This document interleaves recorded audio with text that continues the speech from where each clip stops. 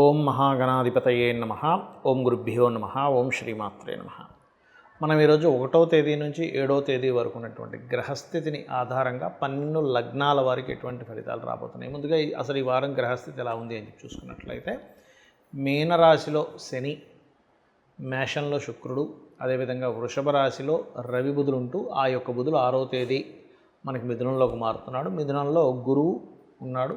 అదేవిధంగా కర్కాటక రాశిలో నీచ స్థానంలో ఉన్నటువంటి కుజుడు మనకి ఈ 7వ తేదీ నుంచి మన సింహరాశిలోకి మారడము, మరియు అదేవిధంగా మకా నక్షత్రంలోకి మారుతున్నాడు ఆయన కుజుడు.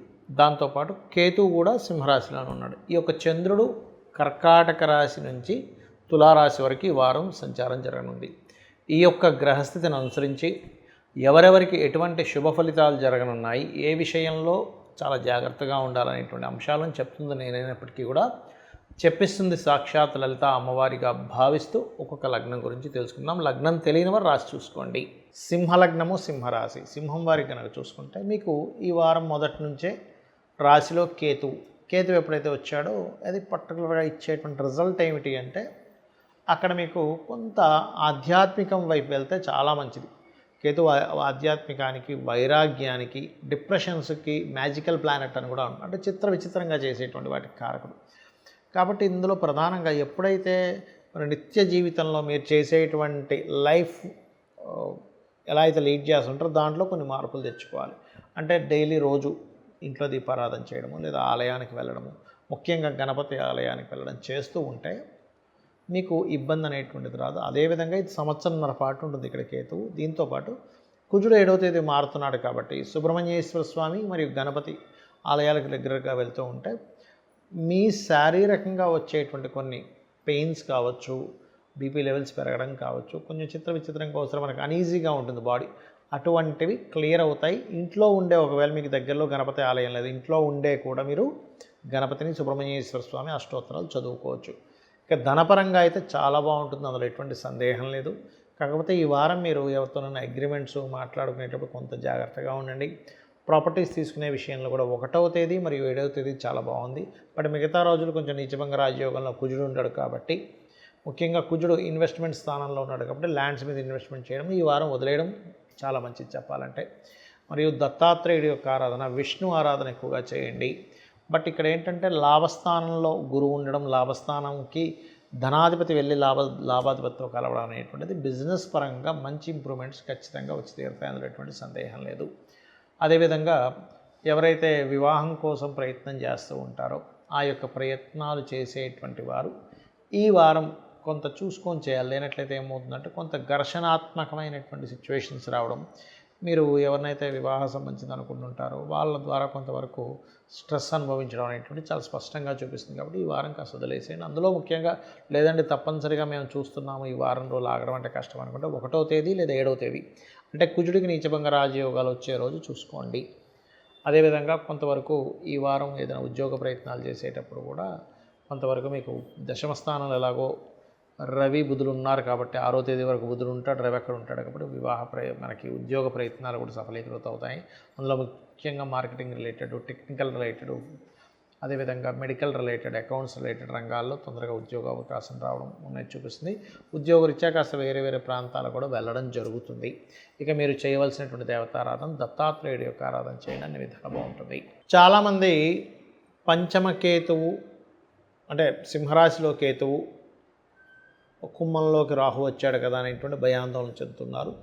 ఇక్కడ నేను చెప్పేది ఒకటే, ఏ గ్రహం మారినా గుర్తుపెట్టుకోండి, రవి నుంచి కేతువు వరకు 2 ఛాయాగ్రహాలు, మిగతా గ్రహాలు ఏవైతే 7 గ్రహాలతో పాటు 2 ఛాయాగ్రహాలు 9 ఏవైతే ఉన్నాయో అందులో ఏ గ్రహం మారినా మంచి చెడు 2 చేస్తుంది, గుర్తుపెట్టుకోండి. అయితే ఇట్స్ డిపెండ్ ఆన్ మీ పర్సనల్ చార్ట్లో ఉన్నటువంటి గ్రహస్థితిని సంబంధంగా ఉంటుంది.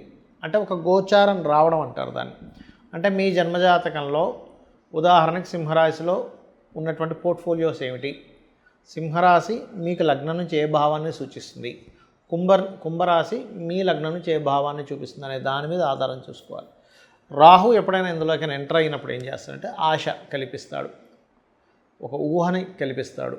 అంటే ఏమిటి, మీకు కుంభం ఏదైతే అయిందో ఆ భావానికి సంబంధించిన ఊహలు పెరుగుతాయి. అదేవిధంగా సింహం ఏదైతే అయిందో మీ లగ్నం నుంచి ఆ భావానికి సంబంధించినటువంటి ఆటంకాలు ఏర్పడుతుంటాయి. ఇది ప్రధానంగా తీసుకోవాల్సినటువంటి ముఖ్యమైన అంశం. ఇంకోటి ఏంటంటే ఇక్కడ చాలామంది అడుగుతున్నది ఏంటంటే ఏమండి వాళ్ళ జాతకంలో అంటే వాళ్ళ పర్సనల్ చార్ట్లో కాలసర్ప యోగం ఉన్నప్పుడు మరి ఇక్కడ గోచారంలో కాలసర్ప యోగం ఎంతవరకు అని చెప్పి అడుగుతున్నారు. ఇక్కడ ఒకటే గుర్తుపెట్టుకోండి, పాయింట్ నెంబర్ 1, కాలసర్ప యోగం అనేటువంటి జన్మజాతకానికి అప్లై చేయకూడదు. శాస్త్రంలో ఉన్న విషయం ఇది. ఒకటేంటంటే కాలసర్ప యోగాన్ని దేశకాల పరిస్థితులు అంటే దేశాల్లో సునామీలు వస్తాయా, యుద్ధాలు వస్తాయా, జబ్బులు వస్తాయా, ఎలాంటివి వస్తాయి, భూకంపాలు వస్తాయా, యుద్ధాలు వస్తాయి, ఇలాంటివి చెప్పడానికి మాత్రం వాడాలి. అందుకే చూడండి మనకి ఇప్పుడు కాలసర్ప యోగం ఫస్ట్ టైం అప్పుడు వచ్చినప్పుడు కరోనా లాంటిది వచ్చింది. ఇప్పుడు కొంత అటాక్స్, భయాందోళనతో జనాలు ఇబ్బందులు పడి ఇలాంటివన్నీ మనం చూస్తున్నాం. పెద్ద పెద్ద వర్షాలు, తుఫాన్లు, లేకపోతే మనకి ఈ యొక్క అంటే రకరకాల విపత్తులు మనం చూస్తున్నాం. కాబట్టి ఏంటి అంటే ఎర్త్క్వేక్స్ కూడా వస్తున్నాయి. అంటే ఏమిటి, కాలసర్ప యోగాన్ని దేశకాల సంబంధించినవి చూసుకోవాలి. ఎవరికైనా కనుక ఉదాహరణకి ఇప్పుడు మనకి సింహంలో కేతు మారాడు, కుంభంలోకి రాహు మారాడు. ఇప్పుడు నిజంగానే వాళ్ళ పర్సనల్ చార్ట్లో కనుక రాహుకేతువులు అక్కడ ఉంటే మాత్రం ఖచ్చితంగా వాళ్ళకి గుర్తుపెట్టుకోండి, ఒక గుడ్ ఈవెంట్, ఒక జాగ్రత్త అంటే కొంత ఇబ్బందికరమైన ఈవెంట్ రెండూ జరుగుతాయని చెప్తుంది నాడీ ఆస్ట్రాలజీ. ఇది గుర్తుపెట్టుకోండి. అయితే ఇక్కడ ప్రధానంగా మీరు తీసుకోవాల్సింది అసలు మీ పర్సనల్ చార్ట్లో ఏముంది, మీరు ఎందుకు ఎదగలేకపోతున్నారంటే మీ లగ్నము మీ దశమము ఎలా ఉన్నాయో చెక్ చేసుకోవాలి. మీకు ధనపరంగా ఎందుకు ఎదగలేకపోతున్నారంటే మీ జన్మజాతకంలో ధనాధిపతి ఏ మార్గంలో వెళ్తే ధనం వస్తుందని చెప్తుంది. మెడికల్ రిలేటెడా, లేకపోతే బిజినెస్ రిలేటెడా, లేనట్లయితే ఏదైనా ఒక జాబ్ చేసుకునేదా, ఇక్కడ బయటకు వెళ్ళాలా, లేకపోతే ఆ బిజినెస్లో కూడా మార్కెటింగ్ రిలేటెడ్ చేసుకోవాలనుకుంటున్నారా, బ్యూటీ రిలేటెడా అనేటువంటిది ఒక లెక్క ఉంటుంది. అది ఎలా వస్తుంది అంటే ధనాధిపతి ఏ గ్రహాలతో ఎలా ఉన్నాడనే దాని మీద ఉంటుంది. అలాగే కొంతమందికి సహోదరులతో కలిసి చేసేవి బాగా కలిసి వస్తాయి, కొంతమంది సహోదరులతో కలిసి చేసేవి రావు. ఎందుకంటే వాళ్ళకి రుణపడి ఉంటారు, ఏవో వాళ్ళు వీళ్ళు కలిసి చేస్తారు, సరిగ్గా కలిసి రాదు, లేదా సహోదరులతో శత్రుత్వాలు ఉంటాయి. అవన్నీ మూడో అధిపతి. కొంతమంది ల్యాండ్స్ కొనుక్కుంటే కోటీశ్వర్లు అయిపోతారు, కొంతమంది ల్యాండ్ కొనడం వల్లే డౌన్ఫాల్ అయిపోతారు. అప్పుడేమిటి, మీ పేరు మీద కాకుండా మీ పిల్లల పేర్ల మీద లేకపోతే మీ జీవిత భాగస్వామి పేరు మీద కొనుక్కోవాలని తెలుస్తుంది. అంటే 4వ అధిపతి పాడయ్యాడు. ఈ 4వ అధిపతి ఏంటి, తల్లితో ఉండేటువంటి రిలేషన్ని, మీ ఎడ్యుకేషన్ రిలేటెడ్ సంబంధించిన విషయాల్ని చెప్తుంది. మరి కొంతమందికి సంతానం ఆలస్యం అవుతుంది, కొంతమందికి వివాహం ఆలస్యం అవుతుంది. ఒక సమయం ఉంటుంది, ఫలానా సమయంలో ప్రయత్నం చేస్తే వివాహం అవుతుంది, ఈ సమయంలో చేసుకోవడం చాలా మంచిది, ఇలాంటి వ్యక్తి వస్తారు మీకు అనేటువంటిది పక్కాగా ఉంటుంది, గుర్తుపెట్టుకోండి. అప్పుడు అది బాగుంటుంది. అదర్వైజ్ వివాహ సంబంధించినటువంటి అంశాలలో ఇబ్బంది అనేటువంటిది ఉంటుంది. ఏ సమయంలో చేసుకోవాలనేది చాలా ముఖ్యమైన విషయం వివాహం అనేది. అలాగే ఉద్యోగం కావచ్చు, వ్యాపారం కావచ్చు, ఇక్కడుంటే బాగుంటుందా, విదేశాలకు వెళ్తే బాగుంటుందా, లేకపోతే ఇన్వెస్ట్మెంట్స్ ఎప్పుడు చేయాలి. చాలామంది లైఫ్లో జరుగుతున్న విషయం ఏంటంటే 12వ స్థానం ఎలా ఉందో చూసుకోవాలి. 12వ స్థానం బాగా పాడైపోయింది, అప్పుడు ఏమవుతుంది, వివాహ జీవితం మీద ఎఫెక్ట్ ఉంటుంది, ఇన్వెస్ట్మెంట్స్ చేయడం వల్ల కూడా ఎఫెక్ట్ ఉంటుంది. అంటే ఏమిటి, బ్యాడ్ టైం గుడ్ టైం అంటాం, చాలా మంచి టైం నడిచింది, చాలా బ్యాడ్ టైం నడిచింది అంటూ ఉంటాం. అంటే ఏమిటి, ఈ 12వ స్థానం గనక మీకు పాపగ్రహ సంబంధాలతో గోచారం కూడా కనెక్ట్ అయ్యింది అంటే ఆ టైంలో ఇన్వెస్ట్మెంట్ చేయకూడదు. అది కేవలం స్థానాధిపతే కాదు, ఈ స్థానాధిపతి ఏ గ్రహానికి పోర్ట్ఫోలియో అందించాడని చూసుకోవాలంటే గ్రహాలు ఎప్పుడు కూడా శాస్త్రంలో మనకు పరాశర మహర్షి చెప్పింది ఏమిటంటే ఆత్మ సంబంధినో ఏచ ఏ నిజసధార్మిణ దశాంతర్దశాశ్వేవ దిశంతి శ్వదశాఫలం. అంటే ఆత్మ సంబంధం చేత ఏ గ్రహం ఇంకో గ్రహానికి అందిస్తూ ఉంటుంది, అంతేగాని డైరెక్ట్గా ఆ గ్రహం ఆ ఫలితం ఇవ్వదు ఎప్పుడు కూడా. అలా అయితే సప్తమాధిపతి మహాదశ రాగానే అందరికీ వివాహాలు అయిపోవాలి, 2వ అధిపతి మహాదశ రాగానే వెంటనే ధనం వచ్చేసేయాలి, 4వ అధిపతి మహాదశ రాగానే లేదా అంతర్దశ రాగానే ఇల్లు కొనేసుకోవాలి. అలా అవ్వట్లేదు. ఎందుకు అవ్వట్లేదు, ఆ గ్రహం ఆ ఫలితం ఇవ్వదు. ఇది ఆస్ట్రాలజీలో ఉన్న గొప్ప సీక్రెటు. ఆ గ్రహం మరొక గ్రహానికి అందిస్తుంది పోర్ట్ఫోలియో పరంగా, ఆ గ్రహం మాత్రమే ఇస్తుంది. అది వివాహం కానివ్వండి, ధనం కానివ్వండి, వివాహ విచ్ఛిన్నం కానివ్వండి, విదేశాలకు వెళ్ళడం కానివ్వండి, మీకు బిజినెస్లో కలిసి రావడం కానివ్వండి, ఏదైనా కానీ హెల్త్ ఇష్యూ దగ్గర నుంచి.